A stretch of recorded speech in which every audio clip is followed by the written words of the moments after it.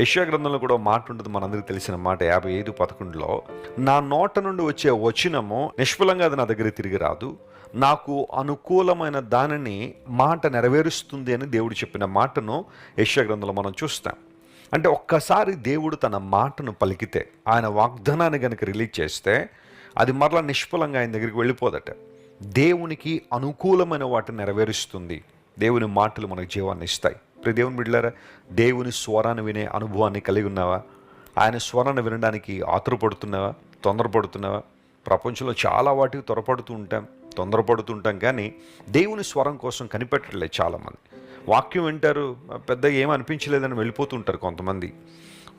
చెప్పబడిన వాక్యంలో పొరపాటు కాదు, లేదా దైవజనంలో పొరపాటు కాదు, కానీ ఆ వాక్యాన్ని రిసీవ్ చేసుకోవడానికి నీకు మంచి మనసు లేదు.